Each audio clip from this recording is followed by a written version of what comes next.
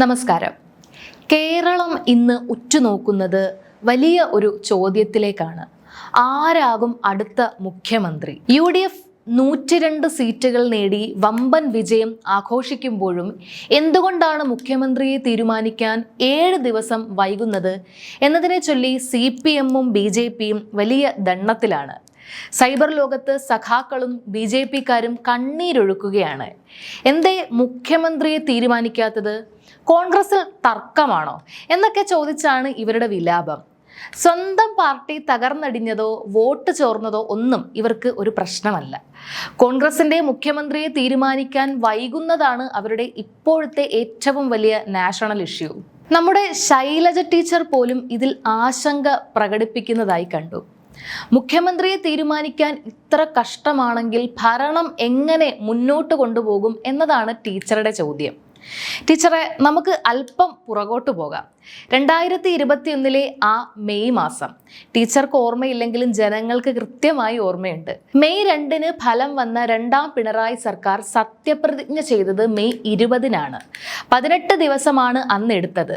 അന്ന് ടീച്ചറെ മുഖ്യമന്ത്രിയാക്കണം എന്ന് ഒരു വിഭാഗം വാദിച്ചതും പിന്നീട് ടീച്ചറെ മന്ത്രിസഭയിൽ നിന്ന് തന്നെ വെട്ടി നിരത്തിയതും കേരളം മറന്നിട്ടില്ല. 18 ദിവസം കൊണ്ട് മുഖ്യമന്ത്രിയെ തീരുമാനിച്ചവർക്ക് 7 ദിവസം കൊണ്ട് തീരുമാനമെടുക്കുന്ന കോൺഗ്രസിനെ പരിഹസിക്കാൻ എന്ത് അവകാശമാണുള്ളത്? ഈ സംഭവം മാത്രമല്ല, CPM-ന്റെ ചരിത്രം പരിശോധിച്ചാൽ ഇത്തരം കാലതാമസങ്ങളുടെയും അട്ടിമറികളുടെയും വലിയൊരു ശേഖരം തന്നെ നമുക്ക് കാണാൻ സാധിക്കും. നമുക്ക് 1996 പോയാൽ അന്ന് VS അച്യുതാനന്ദന്റെ നേതൃത്വത്തിലാണ് LDF തിരഞ്ഞെടുപ്പിന് നേരിട്ടത്. VS മുഖ്യമന്ത്രിയാകുമെന്ന് എല്ലാവരും ഉറപ്പിച്ചു. പക്ഷേ മാരാരിക്കുളത്ത് VS അട്ടിമറിക്കപ്പെട്ടു. അത് പാർട്ടിക്കുള്ളിലെ ശത്രുക്കൾ തന്നെ ചെയ്തതാണെന്ന് അന്ന് ആക്ഷേപമുണ്ടായിരുന്നു. തുടർന്ന് മുഖ്യമന്ത്രിയെ തീരുമാനിക്കാൻ CPM-ൽ നടന്നത് വലിയ പോരാട്ടമായിരുന്നു. കേന്ദ്ര കമ്മിറ്റി സുശീല ഗോപാലിന്റെ പേരാണ് അന്ന് നിർദ്ദേശിച്ചത്. ആ തീരുമാനവുമായി EK നയനാർ തിരുവനന്തപുരത്ത് വിമാനമിറങ്ങി. പക്ഷേ പിറ്റേന്ന് നടന്ന സ്റ്റേറ്റ് കമ്മിറ്റിയിൽ നടന്നത് ഒരു കൊട്ടാര വിപ്ലവം തന്നെയായിരുന്നു. കണ്ണൂർ ലോബിയും VS പക്ഷവും കൈകോർത്തു. വോട്ടെടുപ്പ് നടന്നു. MLA പോലും അല്ലാതിരുന്ന EK നയനാർ മുഖ്യമന്ത്രിയായി തിരഞ്ഞെടുക്കപ്പെട്ടു. മെയ് 10 ഫലം വന്നിട്ട് നയനാർ മുഖ്യമന്ത്രിയായത് മെയ് 18. MLA അല്ലാതിരുന്ന നയനാരെ മുഖ്യമന്ത്രിയാക്കിയവർക്ക് ഇന്ന് KC വേണുഗോപാലിന്റെ പേര് കേൾക്കുമ്പോൾ എന്തിനാണ് ഇത്ര അസഹിഷ്ണുത? ഇതിലും വലിയ ചതി നടന്നത് 1987 കേരം തിങ്ങും കേരള നാട്ടിൽ KR ഗൗരി ഭരിച്ചിടും എന്നായിരുന്നു അന്ന് LDF-ന്റെ മുദ്രാവാക്യം. ആ ഒരൊറ്റ മുദ്രാവാക്യത്തിൽ സ്ത്രീകൾ ഒഴുകിയെത്തി വോട്ട് ചെയ്തു. ഗൗരിയമ്മ മുഖ്യമന്ത്രിയാകുമെന്ന് ഉറപ്പിച്ച് ആലപ്പുഴയിൽ നിന്ന് തിരുവനന്തപുരത്തേക്ക് യാത്ര തിരിച്ചു. മാധ്യമങ്ങളോട് തന്റെ കർമ്മ പദ്ധതികളെ കുറിച്ച് അവർ വിശദീകരിച്ചു. പക്ഷേ തിരുവനന്തപുരത്ത് എത്തിയപ്പോഴേക്കും കളി മാറി. കണ്ണൂർ ലോബി അപ്പോഴേക്കും നയനാരെ മുഖ്യമന്ത്രിയാക്കി ഉറപ്പിച്ചിരുന്നു. മണ്ണും ചാരി നിന്നവൻ പെണ്ണും കൊണ്ടുപോയി എന്ന് പറയുന്നത് പോലെയായിരുന്നു ഗൗരിയമ്മയുടെ അവസ്ഥ. ഈ ചരിത്രമൊക്കെ പേറുന്നവരാണ് ഇന്ന് ജനാധിപത്യപരമായ ചർച്ചകൾ നടത്തുന്ന കോൺഗ്രസിനെ കുറ്റപ്പെടുത്തുന്നത്. ഇനി നമ്മുടെ പ്രധാനമന്ത്രി നരേന്ദ്രമോദിയുടെ കാര്യം പറയുകയാണെങ്കിൽ, കേരളത്തിലെ മുഖ്യമന്ത്രിയെ തീരുമാനിക്കാത്തതിൽ അദ്ദേഹത്തിന് വലിയ സങ്കടമാണ്. ബംഗാളിൽ വിജയിച്ചതിന്റെ സന്തോഷത്തിനിടയിലും കേരളത്തെ അദ്ദേഹം ഓർക്കുന്നുണ്ട്. കേരളത്തിൽ 140-ൽ 3 സീറ്റ് കിട്ടിയ BJP ഭരണം പിടിക്കുമെന്ന് വരെ പറഞ്ഞിരുന്നു. എന്നിട്ടിപ്പോൾ UDF-നെ പരിഹസിക്കുന്നു. പ്രധാനമന്ത്രിയോട് ഒരൊറ്റ ചോദ്യം.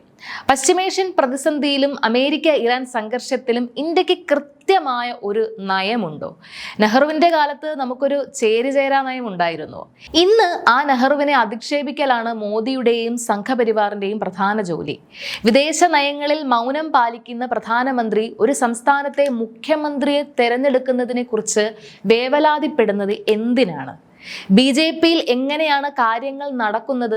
2025 ഡൽഹി തെരഞ്ഞെടുപ്പ് നോക്കൂ. കെജ്രിവാളിനെ തോൽപ്പിച്ച് BJP അധികാരത്തിൽ വന്നപ്പോൾ മുഖ്യമന്ത്രി സ്ഥാനത്തേക്ക് 3 പ്രമുഖരുടെ പേരാണ് ഉയർന്നു വന്നത്. പർവേഷ് വർമ്മ, വിജീന്ദൻ ഗുപ്ത, മനോജ് തിവാരി. ഇവർക്കായി വലിയ ലോബിയിങ് നടന്നു. എന്നാൽ അവസാനം മോദിയും അമിത്ഷായും കൂടി ആരും പ്രതീക്ഷിക്കാത്ത രേഖാ ഗുപ്തയെ മുഖ്യമന്ത്രിയാക്കി. സ്വന്തം കടിഞ്ഞാണില്ലാത്തവരെ ഭരണത്തിലിരുത്തി പിന്നിൽ നിന്ന് ഭരിക്കുക എന്നതാണ് ഇവരുടെ നയം. ഇത് തന്നെയല്ലേ JP നദ്ദയുടെയും നിതിൻ നബിന്റെയും കാര്യത്തിൽ നമ്മൾ കണ്ടത്. നിതിൻ നബിൻ എന്ന പേര് എത്ര BJP പ്രവർത്തകർ ഇതിനു മുൻപ് കേട്ടിട്ടുണ്ട്. ഇനി കോൺഗ്രസിലേക്ക് വരാം. കോൺഗ്രസ് ഒരു കേഡർ പാർട്ടിയല്ല, അതൊരു ജനകീയ പ്രസ്ഥാനമാണ്. അവിടെ അഭിപ്രായ വ്യത്യാസങ്ങൾ ഉണ്ടാകും, അത് ചർച്ച ചെയ്യപ്പെടുകയും ചെയ്യും. സതീശനും രമേശും വേണുഗോപാലും കേരളത്തെ നയിക്കാൻ സർവ്വഥാ യോഗ്യരാണ്. അവരുടെ അനുയായികൾ ഫ്ലെക്സ് വെക്കുന്നതും മുദ്രാവാക്യം വിളിക്കുന്നതും അല്പം അതിര് കടന്നതാകാം. പക്ഷേ ജനാധിപത്യപരമായ ഒരു തെരഞ്ഞെടുപ്പിൽ ഹൈക്കമാൻഡ് എല്ലാവരെയും കേൾക്കുന്നുണ്ട്. രാഹുൽ ഗാന്ധി പറഞ്ഞതുപോലെ ഇതൊരു കൂളിംഗ് പീരീഡാണ്. തെരഞ്ഞെടുപ്പ് ചൂട് ഒന്നാറട്ടെ, വികാരങ്ങൾ അടങ്ങട്ടെ.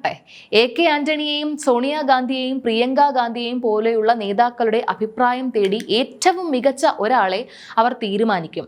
അതിന് ജനാധിപത്യപരമായ സമയം ആവശ്യമാണ്. അതുകൊണ്ട് CPM-ഉം BJP-യും കോൺഗ്രസിനെ ഓർത്ത് ഇപ്പോൾ തൽക്കാലം വിഷമിക്കേണ്ട. ആ പാർട്ടി അതിൻ്റെ നേതാവിനെ തീരുമാനിച്ചുകൊള്ളും.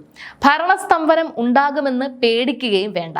ജനങ്ങൾ നൽകിയ ഈ വലിയ ഭൂരിപക്ഷം ഉത്തരവാദിത്വത്തോടെ വിനിയോഗിക്കാൻ അവർക്കറിയാം. മറ്റുള്ളവരുടെ വീട്ടിലെ അടുക്കളയിൽ എന്ത് വേവുന്നു എന്ന് നോക്കുന്നതിനേക്കാൾ നല്ലത് സ്വന്തം പാർട്ടിയുടെ തകർച്ചയുടെ കാരണങ്ങൾ തിരയുന്നതാണ്. ഈ ഒരു വിഷയത്തെക്കുറിച്ച് നിങ്ങളുടെ അഭിപ്രായങ്ങൾ താഴെ കമന്റ് ബോക്സിൽ രേഖപ്പെടുത്തുക. നന്ദി.